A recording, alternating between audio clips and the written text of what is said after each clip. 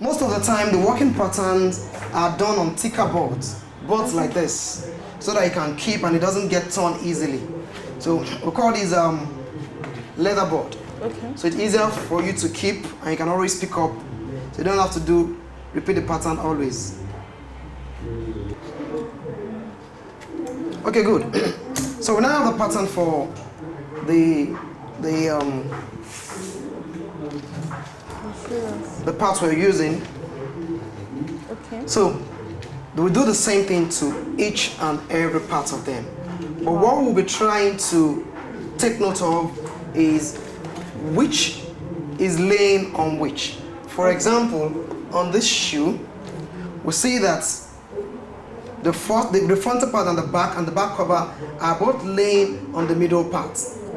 So when you are cutting, you ensure that you also leave the space for the middle part, for the overlay. We call it overlay allowance, for the overlay. So that overlay, once you ascertain, okay, this one has an overlay, this other part has an overlay, you ensure you put the overlay. So the next thing you do from here is to put your pattern on the leather and then cut. Okay. This is a synthetic material, or you can use whichever material you like.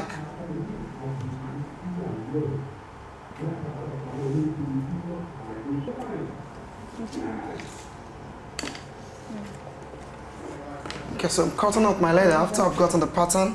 Okay. Cut out the leather to use.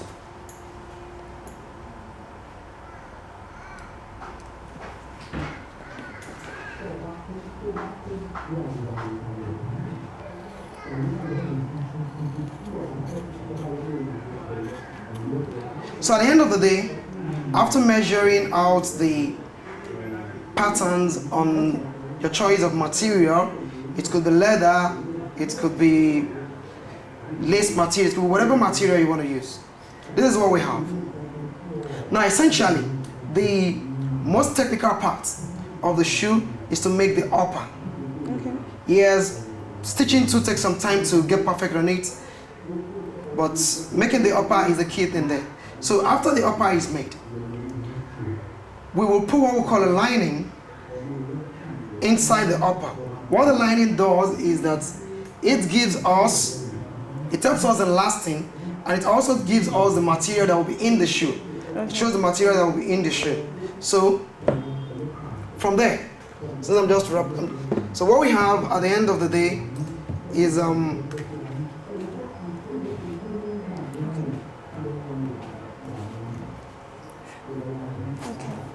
okay. So what we have at the end of the day Is this. we have the upper and the lining Joined together. joined together, but that is before we mold the shoe. Now before we mold the shoe, we need an insole. The insole is what you find in the shoe before it is actually gummed to the sole. So for the insole, you just take the same last you're using and measure it out to get something like a board Okay. that you're putting in the sole. Okay. You're putting in the shoe.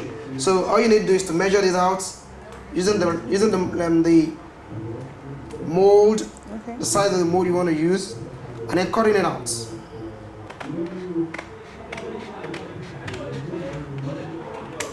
Okay, then you can then make this a perfect shape.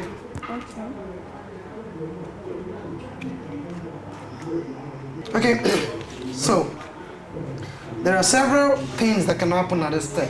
Okay. One is that if you want, depending on whatever cushion you have, for whatever cushion you need for the insole, if you want it to be very foamy, or you just want it to be light and you want it to be just a bit foamy,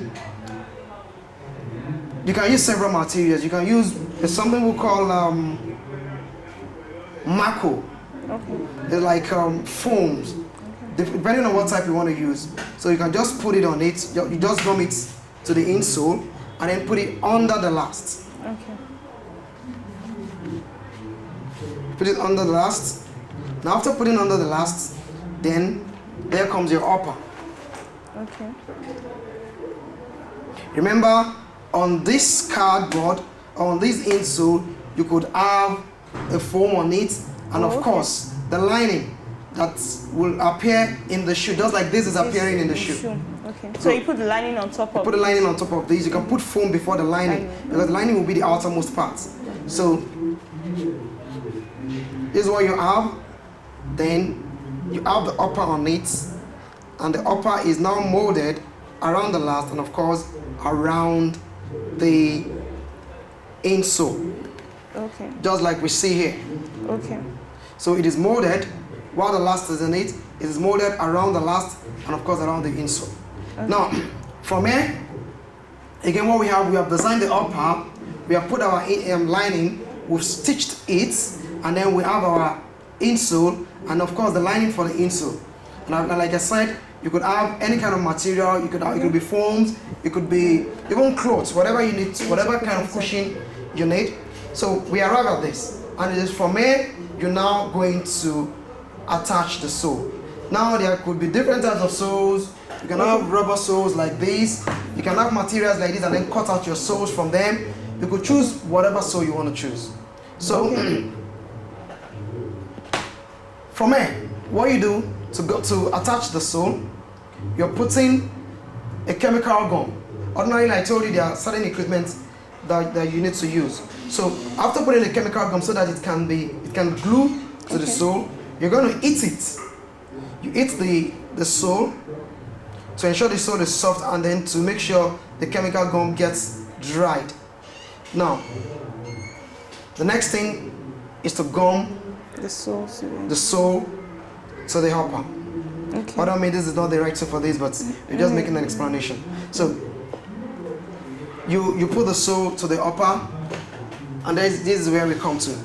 Wow. So like I said, first thing, you're taping the last, you're cutting your patterns, putting your patterns on your materials, getting out them, doing the right stitching, putting your lining, and then getting the insole, the lining, and whatever cushion you need, and then wrapping or molding or lasting the material around the mold, and of course the insole, and then we attach the sole.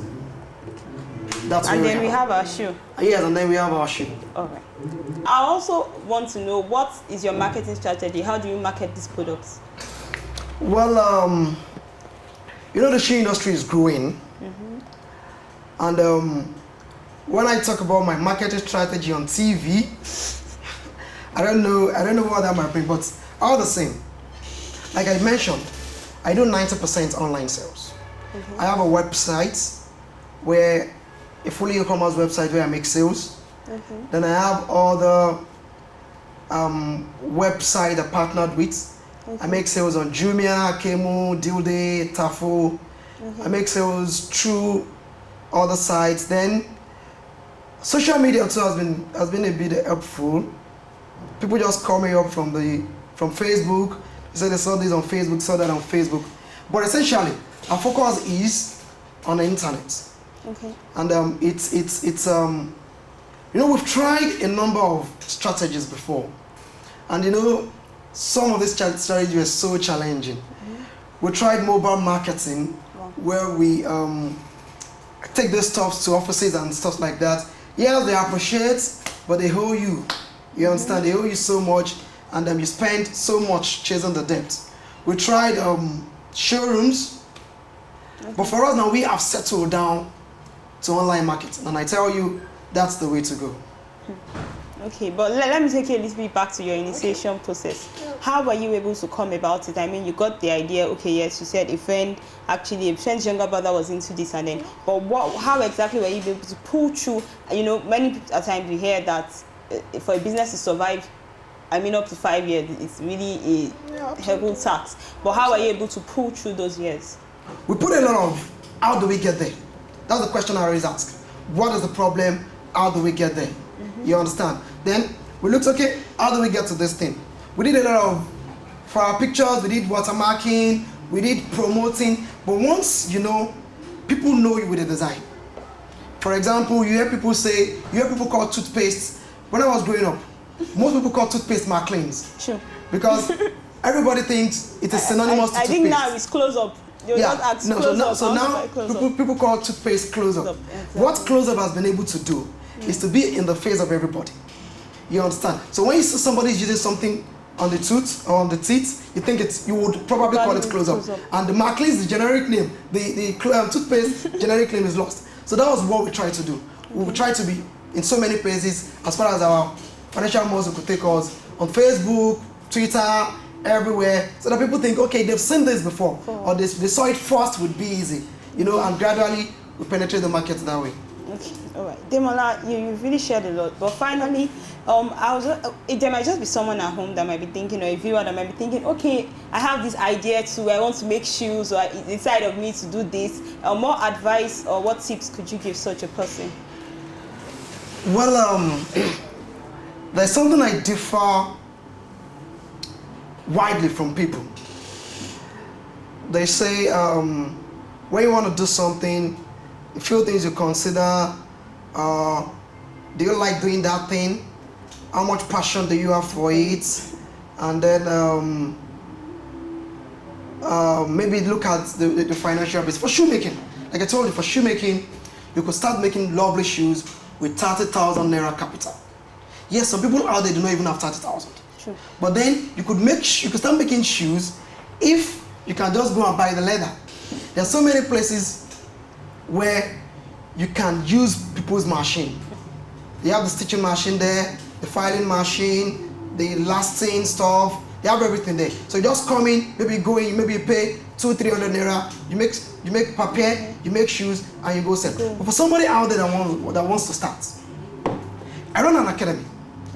And what I tell people is, yes, it is wanted to come and learn the shoes. But there are so many other things around shoemaking that could fetch you money other than learning it. Learning it, splendid.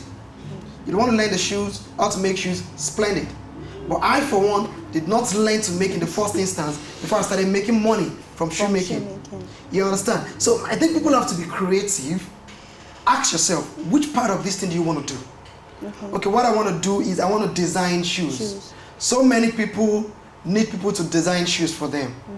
If you think, okay, I can design these stuffs, the likes of Nike, Adidas, and all of those stuffs, they recruit designers who design these shoes, and then that's all they do.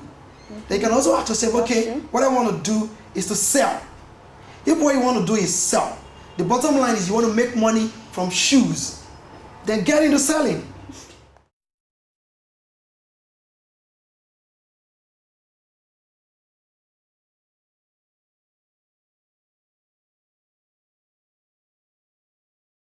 Well, that will be all on the Academy, on this episode of the Academy for this week. If you would like to get more information on how to make the shoes or for further training with Be Easy Shoes, you could send us a mail on theacademy@webtvng.com. Also, please also remember that there is really something in you that will cause the world to celebrate, and the best time to start what is in you is now. Don't forget to keep it a date with us next week for the next episode of the Academy. Thank you very much for watching.